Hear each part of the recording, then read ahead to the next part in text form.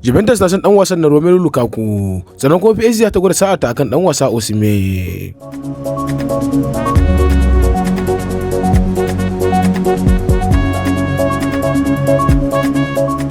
Juventus ta faɗa Chelsea cewa tana iya ɗaukan ɗan wasan nan nata na asalin Serbia wato Dusan Vlahovic mai shekara 23 akan euro miliyan 25 da kuma musayan ɗan wasan Belgium ɗin nan wato Romelu Lukaku.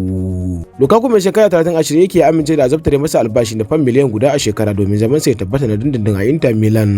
Chelsea ta faɗa Inter Milan bukatan Juventus akan Lukaku a kokarin ƙara darajarsa akan yarjejeniyar da aka cimma.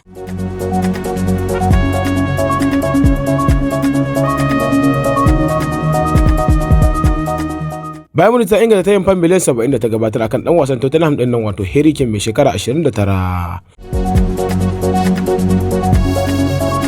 Sabon kocha Red Bull na Steven Gerrard ya tattauna dan wasa Ivory Coast nan wato Wilfried Zaha akan kwantaragin fam miliyan 16 domin ya koma Saudiya.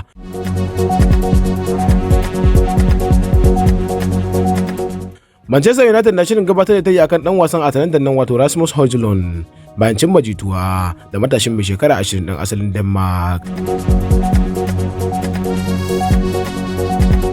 Fulham da Crystal Palace na zaucin dan wasan Amurka din nan wato Sergio Dest mai shekara 22 da kungiyar kwallon kafa ta Barcelona.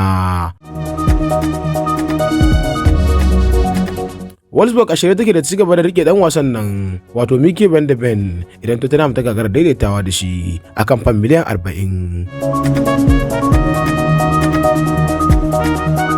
Dan wasan Leicester City nan wato Habe Banas mai shekara 25 na son tafiya Newcastle a kakar bana. Mai buga Manchester United dan asalin Brazil wato Fred dan shekara 30 ya sauya tunani a daidai lokacin da ake zawarcinsa da kungiyar Fulham da kuma Saudiya. Paris Saint-Germain na son gwada sa'a ta kan dan wasan Najeriya nan wato Victor Osimhen mai shekara 24 domin mai gurbinsa da Kylian Mbappe. Kylian Mbappe mai shekara 24 wanda ke gishin tafiya.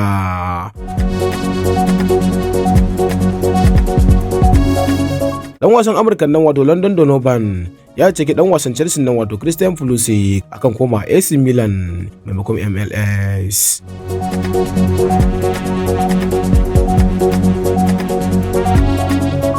Kotun Roma wato Jose Mourinho ya damu matuƙa akan sayan dan wasan Scotland din nan wato Scott McTominay da kungiyar Manchester United.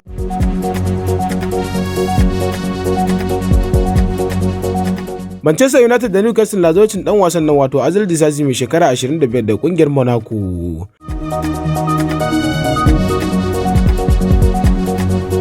An duba lafiyar mai tsaron bayan New Zealand din nan wato Jurriën Timber dan shekara 22 da ke kokarin barin Ajax zuwa Arsenal.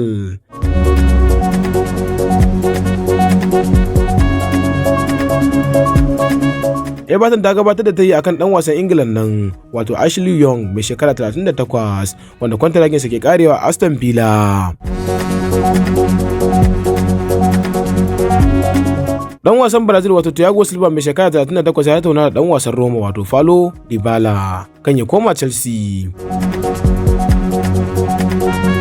Liverpool ta shirya amincewa dan wasan nan wato Nat Phillips ya koma Leeds amma kuma da yarjejeniya na dindindin. Manchester United ta saurari ta yadda za a gabatar mata akan dan wasan Ivory Coast din nan wato Amad Diallo mai shekara 20 da kungiyar Sunderland.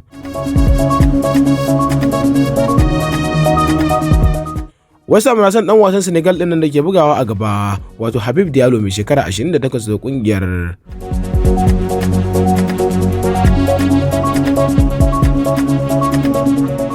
Paris Saint-Germain ta sai dan wasan nan wato Lucas Hernandez mai shekara 27 da kungiyar kwallon gaba ta Bayern Munich akan kuɗi fam miliyan 34. Dan wasan wanda ya lashe kofin duniya a shekarar 2018 tare da tawagar kasar ta Faransa ya lashe kofuna 3 a Bayern Munich a kakar wasa ta shekarar 2019 zuwa shekarar 2020. Bayan da Hernandez ya lashe gasar League da kuma kofi guda 2, ya taimaka wa kungiyar da Hansi Flick ke jagoranta wajen doke PSG inda ta lashe gasar zakarun Turai. Hernandez wanda ya buga wasa a gasar Bundesliga har sau 107 ya zira kwallaye 2 a raga inda ya rattaba hannu akan yarjejeniyar shekara 2. Ya taka muhimmiyar rawa a gasar cin kofin duniya da Faransa ta lashe a shekarar 2018 a Rasha. Amma kuma duk da cewa an zaɓe shi a tawagar Faransa a gasar cin kofin duniya na shekarar 2022, Raunin da ya samu a wasan da suka buga da Australia ya hana shi buga sauran wasannin kofin duniyar. Sun kai ƙarshe a gasar a karo na biyu a jere, amma kuma Argentina ta doke su da bugun penalty. Kaninsa wato Theo Hernandez ya taka leda a gasar Serie A tare da ƙungiyar AC Milan.